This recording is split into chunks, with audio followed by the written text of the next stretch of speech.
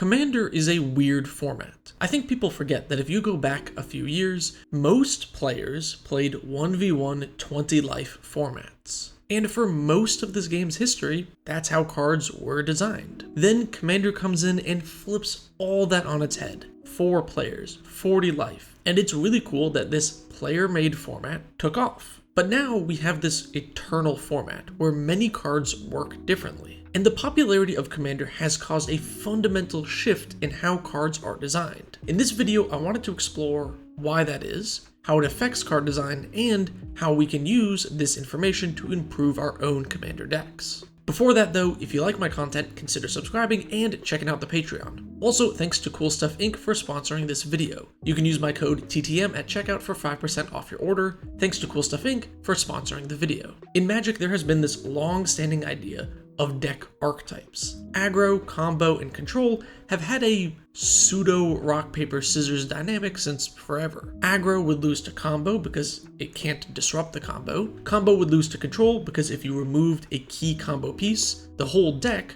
wouldn't do anything. And control would lose to aggro since control is too slow to stop aggro from rolling them over. And not every deck fits into these categories perfectly. Some decks have a mix of different elements from each of these archetypes. Also, unlike rock, paper, scissors, it's not a guaranteed win. Sometimes control is strong and sometimes it's weak, depending on the meta and what cards are available. Plus, we have these in-between styles, where you mix elements of each of these archetypes. Something like mid-range, for example, can take elements from all 3 of these. I think Yawgmoth in Modern is a great example of a deck using all of these elements. It has a combo, but it also plays disruption and removal like a control deck would. But the deck is also playing efficient creatures that can be used in combat, and the deck will win with combat damage plenty of times. Let's think about these archetypes in the context of EDH. If I asked you to make a combo deck in Commander, could you do it? I'm guessing yes. You would make a deck with tutors and card draw, you put the combo of your choosing in there. The important pieces of a combo deck are all in the format and can be easily used. Let's say I asked you to make a control deck. Could you do that? I'll also assume yes. Maybe it's a little harder, but you can play removal, card draw, and some big over-the-top finisher in the late game. Now, make an aggro deck. This might feel a little trickier. Maybe you thought of a tribal beatdown deck, maybe burn, perhaps infect. But between these 3 archetypes, I think there is something off about aggro. In any format, a tutor basically works the same way. It has the same amount of efficiency. Play the tutor, get the card you need. Arguably, in a singleton format like Commander, tutors are even more powerful. You can say something similar for card draw. Something that draws you 3 cards is still going to draw you 3 cards in Commander. Maybe you could argue it's a tad worse comparatively since you have 3 opponents, but not by much. Removal also works the same in Commander. Board wipes still clear all creatures, a counterspell can still stop one spell. We could say that spot removal is only 1/3 as effective in Commander because you have 3 opponents, so it is a tad weaker than in 1v1. But dealing damage is even worse than spot removal, because you need to get through 6 times the total life. All damage is essentially 1/6 as effective. Think about Lightning Bolt. 1 mana, deal 3 damage. The gold standard for burn spells. But in Commander, it's not nearly as effective, because Lightning Bolt would need to deal 18 damage to get to the same level of burn as it does in other formats. Or maybe 6 damage to each player for 1 mana. Goblin Guide, another classic aggro card. A 2/2 with haste for 1 mana and mostly no downside. To scale this up for Commander, it would need to be a 12/12 with haste, or a 4/4 with haste and myriad. There is almost no aggro 1-drop creature or burn spell that can pressure your opponents the same way those cards do in other formats. Serra Ascendant is the closest thing we have, and it's still not even scaled to the same amount of damage to your opponents as Goblin Guide would be. Plus, there's only 1 Serra Ascendant.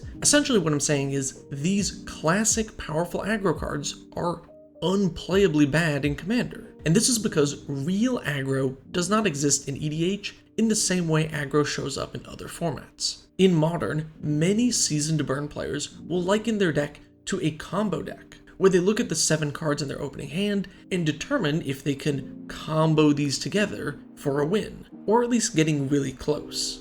I don't think you can put together a 7-card hand that does close to 120 damage without combos. This is also another reason why spot removal doesn't lose as much efficiency in Commander compared to burn spells, because you don't need to use removal on early game threats as often. So if those are bad in Commander, then what's good in Commander? There are 2 types of cards in EDH which are most powerful. Old wacky cards not designed for the format, which take advantage of how Commander works. Think cards that use life, like Necropotence or Ad Nauseam, or cards that were not designed for you to have multiple opponents, like Rhystic Study. The other type of card, which is strong in EDH, are the new made for Commander, designed to be busted cards. Dockside, the One Ring, the cast for free with your commander in play spell cycle, and a lot of the most popular commanders. Many of these are not just popular, they're also some of the most powerful cards designed for the format. So if aggro is bad,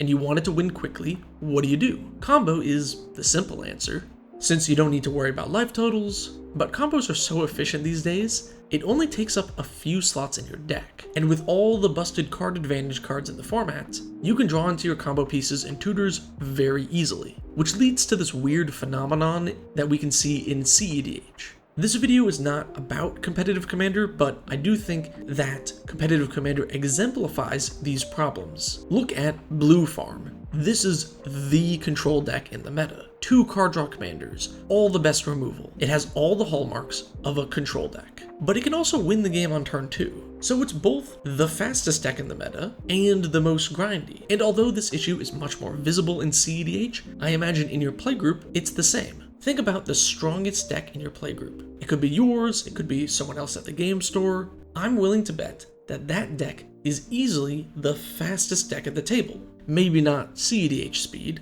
but it can get off to a quick start and overpower the table. But I don't think that deck is an aggro deck. This fast deck probably has lots of recursion, card draw, and part of why it's strong will be the resilience. Since I don't think anyone's gonna consider a gimmick deck that consistently wins on turn 4 or 5 to be very powerful, since you can easily stop those. But I bet the best deck in your meta is some mid-rangey pile. In competitive Commander, we see the rock, paper, scissors meta does exist a little bit. I talked about it more in my CEDH video, I'll put a card here. In competitive Commander, there is turbo combo, stacks, and mid-range control. These are the common archetypes in EDH. The dynamics between these aren't super relevant for this video, but I wanted to point out that stacks and turbo combo don't really show up in casual Commander, meaning at most power levels, all decks will fall into the mid-range or control category. Control is less common, and a lot of casual players avoid combos, which actually homogenizes EDH decks even further. We can put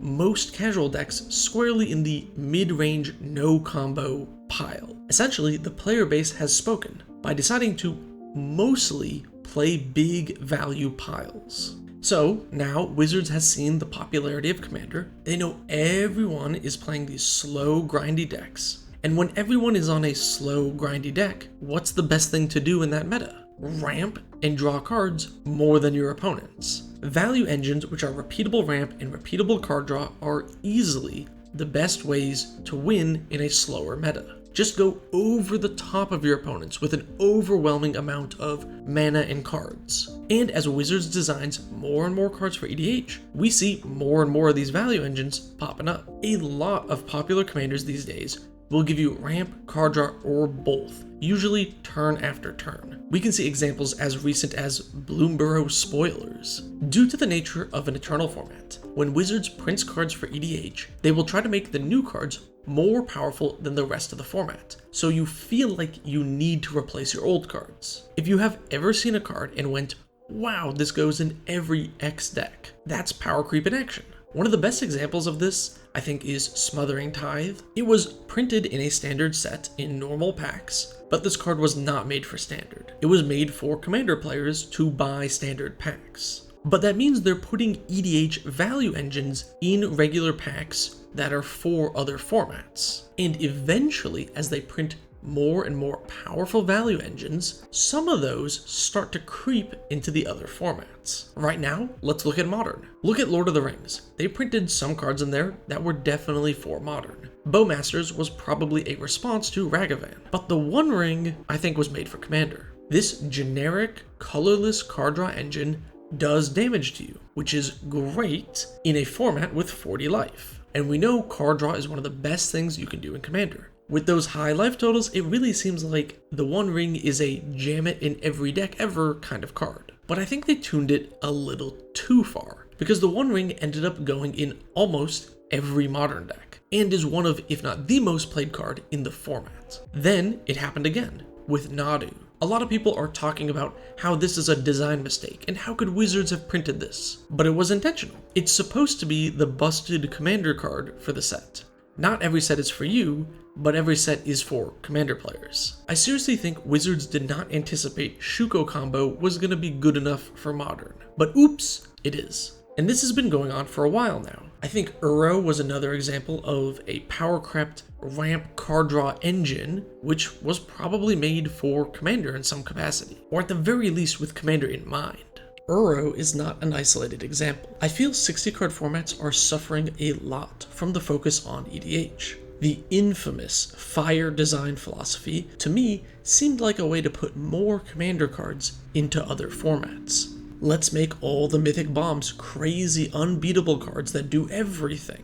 Companions before the errata really felt like having a Commander in other formats. But Companions broke so many other formats. Vintage needed Lurrus to be banned based on power level, which is insane because Vintage does not ban cards based on power level. Standard was shaped by many Companions. Modern needed many of them to be banned even after the errata. Field of the Dead was another mistake. This card is busted when you have multiples. But I don't think Wizards was thinking about multiples. I think Wizards assumed it was a new powerful Commander card that wouldn't see play anywhere else. Oftentimes, when they make a change to print more EDH cards into other sets, it causes problems. And all of our supplemental sets these days are precons, all the new player stuff is focused on EDH. There does not seem to be the same effort put forth to get players into other 60 card formats. At least in paper, Arena has some good options for new players, but it's really just Standard. Pioneer is struggling in paper, Modern is having many issues with these Commander cards, and Legacy and Vintage are even further away from being real formats than they were before Commander got popular. This is how EDH is breaking other formats, forcing these powerful Commander cards into other formats and warping those just to get Commander players to buy product made for other formats, instead of putting more effort into just making Standard fun and easy to get into. And these ramp card draw value engines will continue to uproot and mess with other Eternal formats as they continue to power creep them for Commander. Of course, this is conjecture. I am 100% not Mark Rosewater using a voice changer. There are multiple people who can confirm they have seen both of us in the same room. So I can only take a guess as to what the actual purpose of these cards were. Maybe they did want Shuko to take off in Modern. I just doubt it. So what does this mean for EDH players? Every set, they print more and more cards made for Commander, and many of these are more and more powerful accelerants. More ramp, more card draw for everybody. And every Commander these days is a big snowball-y value engine that draws cards and makes mana every turn. So as Commander players, where does this lead us? Should you play stacks? I'm somewhat reminded of this meme because I do think it's a bit silly. You're allowed to commit infinite resources to the board, but you're not allowed to play things that punish committing all your resources on the board. But no, stacks is not the answer. If they're doing Nadu, Simic things, wiping away lands is usually not enough, and the big destroy everything cards are oftentimes too slow. You're probably going to get hit with some protection or counter magic by that point. Also, since any resource denial card is considered too salty, those cards have a higher risk of getting banned, as opposed to powerful ways to boost your game plan, which are considered fun somehow, so they don't have as much risk of banning. Because of that, Wizards is not going to be printing power-crept stacks cards anytime soon.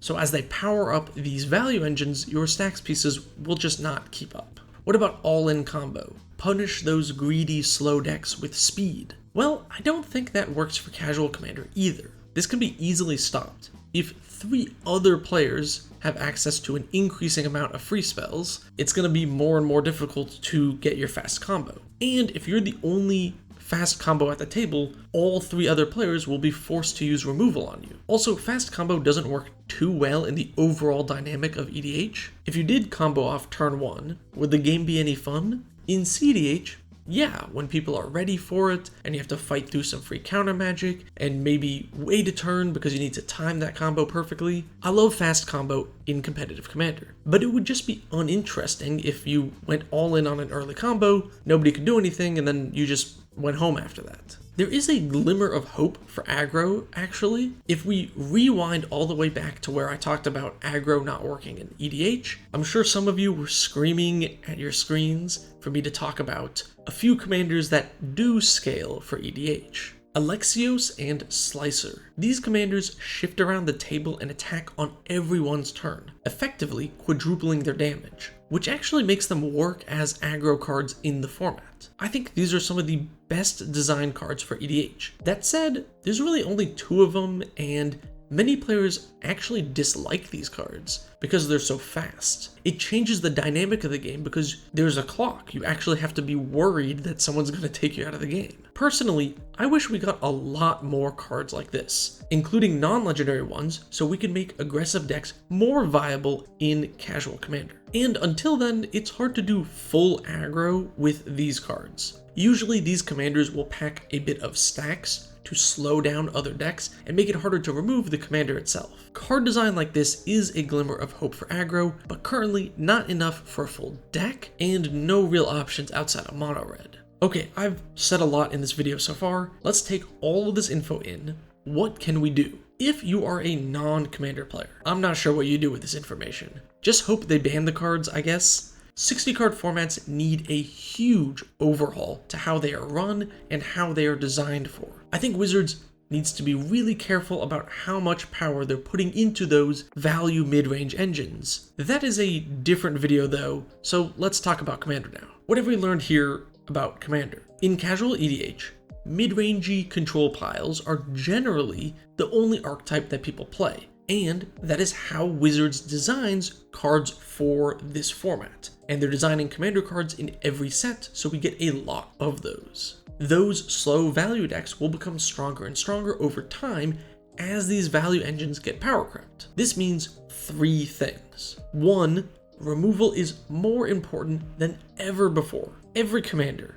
creature, enchantment, artifact, and land these days is a must-kill threat, or close enough to one. There are more individually powerful cards in the average commander game than ever before, which means it's harder to pass the turn and let things live than it was a few years ago.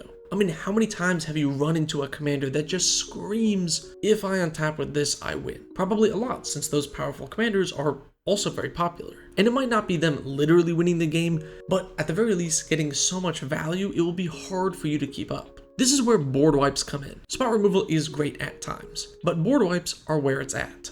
I see a lot of players still running just 1 board wipe casually in their deck, but these days I really don't think that cuts it. You will often need to clear the board multiple times in a game to win. I don't want to give an exact number of how many wipes you should play, because it does depend a little bit on how many tutors you have, how much card draw, and what deck you're playing, but I would say a conservative 3 board wipes in a deck, and if you have 1 tutor and decent card draw, it's probably fine. Maybe 4 board wipes if you have no tutors and slightly less card draw. Also, graveyard hate is more important than ever. Back in the day, you needed to exile graveyards if you ran into the 1 reanimator deck. But these days, most themes have a ton of support cards and ways to get cards back from the yard. I recently played a game with some patrons who couldn't stop my Thrasios Tormod deck because nobody was able to exile my yard, and no matter how much removal they threw at me, I just got the cards back from the graveyard. The second thing to keep in mind is play more protection. With more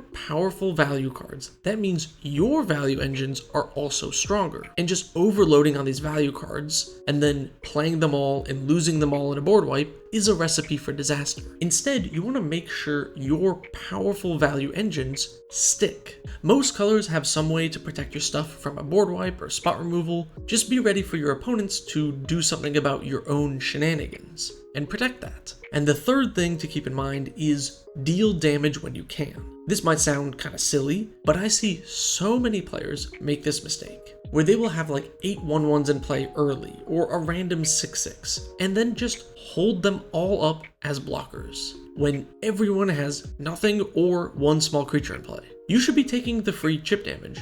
It really does add up. 6 damage here and 7 damage there, hit a player twice, and that's a decent chunk of their health. As people draw more cards and have more value, it does tend to make some games go a little longer, which means chip damage is even more relevant. And I'm not just talking about chip damage. This also includes when you can deal lethal damage. How many times have you seen a player get left alone because they're low on life, only for them to come back 3 turns later and win the game? I've seen it because it happens too many times. Usually because that player is me. I play lots of greedy control decks because I know I can get away with it. I've won so many games because people decided to just stop attacking me because I was at 10 life or something. And then a couple turns later, where I don't have to worry about being attacked for essentially no reason, I can just come back and win the game.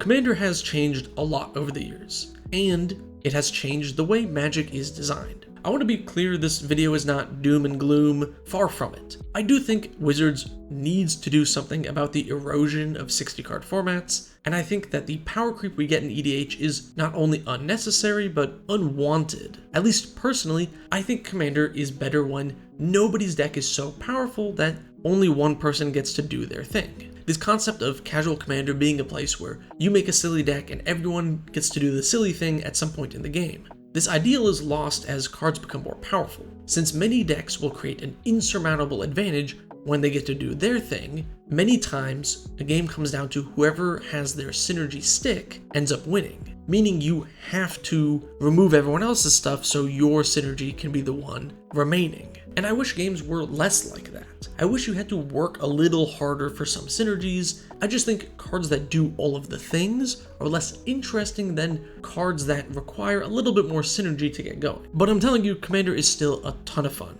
Personally, I like high power EDH. So if nobody goes overboard and everyone is on the same page, I don't mind playing against these powerful cards when I'm also playing those powerful cards. But I also like casual Commander, and I think it's just weird and annoying in casual Commander where everyone's card just draws and ramps and does all of the things. Personally, I play a lot of slow, grindy control decks. It's just something I love. So if everybody's on a mid-range pile, it works with my playstyle. I'm not super upset or anything. I'm still playing tons of Commander. It's still the most fun format out there. I just wish there was a tad more diversity in the casual Commander meta. Also, if you play with a regular play group of friends, you can curate any gameplay experience you want, which is very fun. Not realistic for every player though. Personally, I don't have a regular play group right now, so I play at my local game store, on Spell Table, or with patrons on my Discord. If you want to join those games, check it out, link in the description. But that means I play against a bunch of different players and see lots of different decks, and I can't curate a specific power level or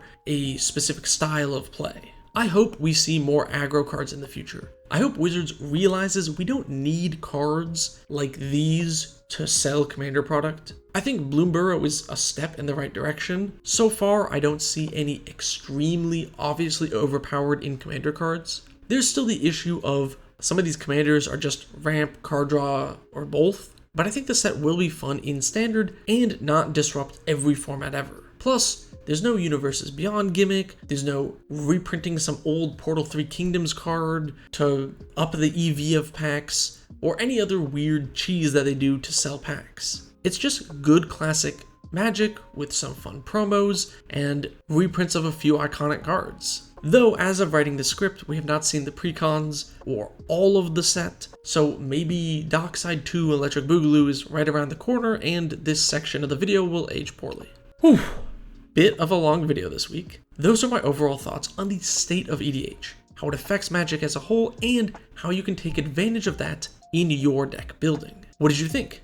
Do you disagree about aggro and Commander? Let me know in the comments below. Thank you so very much for making it to the end of the video, and special thanks to my tier 3 patrons whose names you see here. If you want to be in the credits or join the Discord, check it out, link in the description.